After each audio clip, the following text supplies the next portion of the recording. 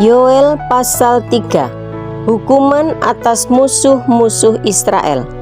Sebab sesungguhnya pada hari-hari itu dan pada waktu itu, apabila aku memulihkan keadaan Yehuda dan Yerusalem. Ayat 2. Aku akan mengumpulkan segala bangsa dan akan membawa mereka turun ke lembah Yosafat. Aku akan berperkara dengan mereka di sana mengenai umatku dan milikku sendiri Israel, oleh karena mereka mencerai-beraikannya ke antara bangsa-bangsa dan membagi-bagi tanahku. Ayat 3. Oleh karena mereka membuang undi mengenai umatku, menyerahkan seorang anak laki-laki karena seorang sundal, dan menjual seorang anak perempuan karena anggur untuk diminum. Ayat 4. Lagi apakah sangkut pautmu dengan aku, hai Tirus dan Sidon, dan seluruh wilayah Filistin? Apakah kamu ini hendak membalas perbuatanku? Apabila kamu melakukan sesuatu terhadap aku, maka dengan cepat, dengan segera, aku akan membalikkan perbuatanmu itu kepadamu sendiri. Ayat 5. Oleh karena kamu telah mengambil perakku dan emasku, dan telah membawa barang-barangku yang berharga, yang indah-indah ke tempat-tempat ibadahmu. Ayat 6. Dan telah menjual orang-orang Yehuda dan orang-orang Yerusalem kepada orang Yunani dengan maksud menjauhkan mereka dari daerah mereka. Ayat 7. Sesungguhnya aku akan menggerakkan mereka dari tempat kemana kamu menjual mereka, dan aku akan membalikkan perbuatanmu itu ke atas kepalamu sendiri. Ayat 8. Aku akan menjual anak-anakmu laki-laki dan perempuan kepada orang-orang Yehuda, dan mereka akan menjual anak-anakmu itu kepada orang-orang Seba, kepada suatu bangsa yang jauh, sebab Tuhan telah mengatakannya. Berkat untuk umat Tuhan. Ayat 9. Maklumkanlah hal ini di antara bangsa-bangsa.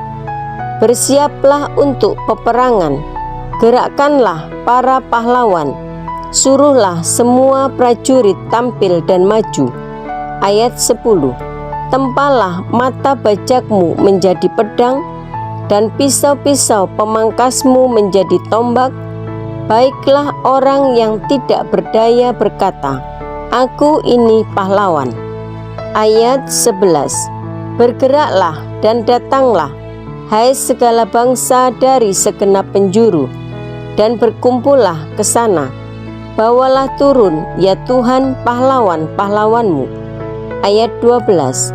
Baiklah bangsa-bangsa bergerak dan maju ke lembah Yosafat, sebab di sana aku akan duduk untuk menghakimi segala bangsa dari segenap penjuru.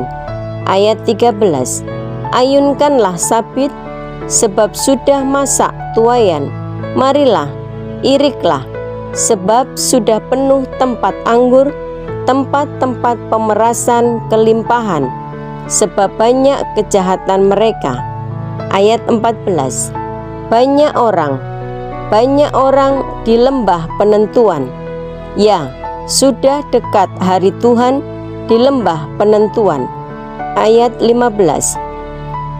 Matahari dan bulan menjadi gelap, dan bintang-bintang menghilangkan cahayanya. Ayat 16. Tuhan mengaum dari Sion, dari Yerusalem ia memperdengarkan suaranya, dan langit dan bumi bergoncang, tetapi Tuhan adalah tempat perlindungan bagi umatnya, dan benteng bagi orang Israel. Ayat 17. Maka kamu akan mengetahui bahwa aku Tuhan adalah Allahmu yang diam di Sion, gunungku yang kudus, dan Yerusalem akan menjadi kudus, dan orang-orang luar tidak akan melintasinya lagi. Ayat 18. Pada waktu itu akan terjadi bahwa gunung-gunung akan meniriskan anggur baru, bukit-bukit akan mengalirkan susu, dan segala sungai Yehuda akan mengalirkan air. Mata air akan terbit dari rumah Tuhan dan akan membasahi lembah Sitim. Ayat 19, Mesir akan menjadi sunyi sepi, dan Edom akan menjadi padang gurun tandus, oleh sebab kekerasan terhadap keturunan Yehuda, oleh karena mereka telah menumpahkan darah orang yang tak bersalah di tanahnya. Ayat 20, tetapi Yehuda tetap didiami untuk selama-lamanya, dan Yerusalem turun-temurun.